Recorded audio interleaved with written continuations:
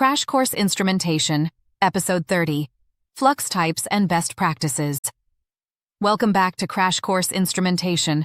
Today, we're zooming in on a part of soldering that often gets overlooked, but is absolutely critical: flux. Whether you're assembling a PCB or repairing a sensor loop, flux is the invisible MVP of a clean, solid connection.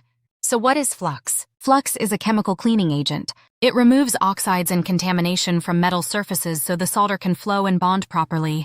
Without it, your solder just beads up and sits there, refusing to wet the joint.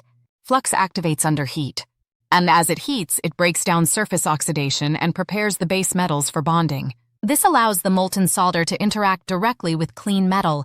No barriers, no resistance. Quick science fact: copper oxidizes almost instantly when exposed to air. Even a shiny copper lead will start developing a layer of oxide within seconds.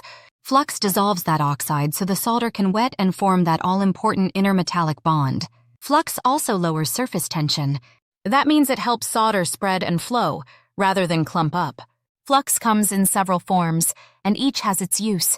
1. Rosin-core flux, most common in electronics. Found inside hollow solder wire, made from pine tree resin. Safe and non-corrosive, but can leave behind residue. 2. Water-soluble flux. Very active and strong cleaning action, great for tough oxidation. But it must be thoroughly cleaned after use, or it can corrode the board. No clean flux, minimal residue and mild activity. Doesn't require cleaning after soldering. Ideal for production environments where cleanup is difficult or time-consuming. 4. Liquid and paste flux. Used when pre-coating a joint or for SMD rework.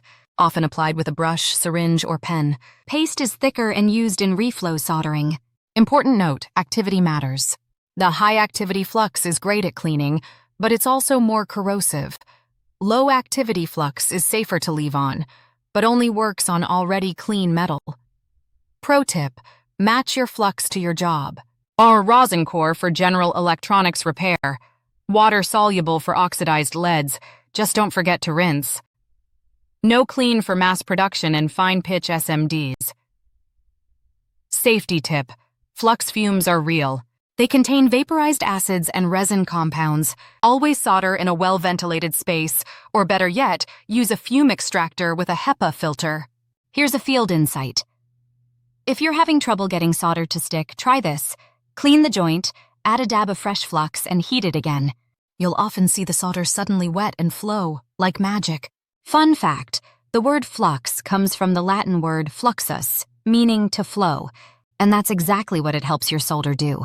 One last thing: don't forget flux compatibility. Some fluxes can damage plastics, coatings, or sensitive devices. Always check the datasheet.